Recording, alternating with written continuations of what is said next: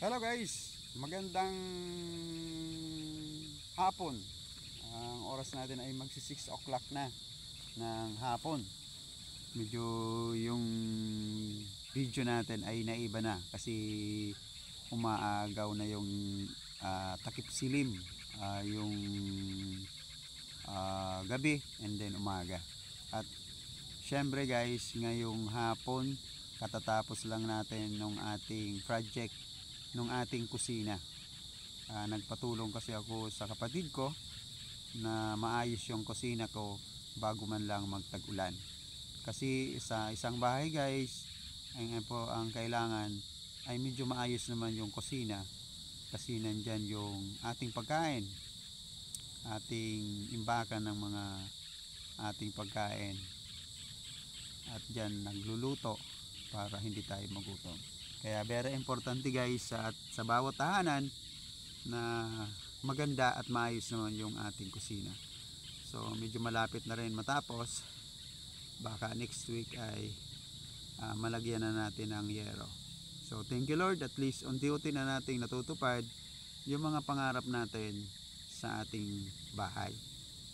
So kagabi medyo napuya tayo, medyo 1 PM na tayo nakatulog, ay 1 AM. Mag-uumaga na kasi mayroon tayong tinatapos na project or record na kailangan nating maayos. So okay, natapos naman. So ang kailangan na lang natin is medyo review na lang and double check kung tama yung ating ginawa. So after this week siguro siguro pag natapos na yung mga obligasyon natin sa ating grupo, siguro ay tututok ulit tayo dito sa ating kalamansian kasi medyo napabayaan natin. Nakikita ko kasi na mayroon namang mga lumalabas na bulaklak.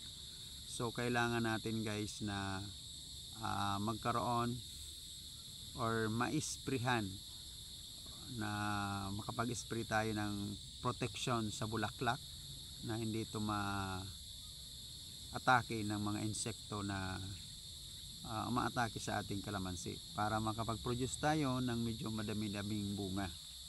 So medyo hindi ko naman gaanong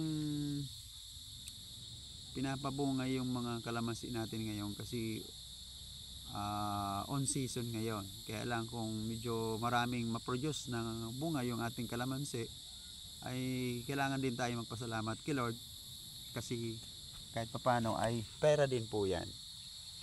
So siguro yung mga project natin ngayon July na siguro natin magagawa. So isa pa dito yung may mga tatapusin pa tayo, katulad nung pagtatanim natin ng ube kasi hindi pa natin natatapos yung ating tatanim. And then yung pagsasaayos ng ating kulungan ng ating manok na gusto kong maayos na yon, mapalibutan ng net kasi nakapagbili na tayo ng 100 meters na net para sa ating mga manok.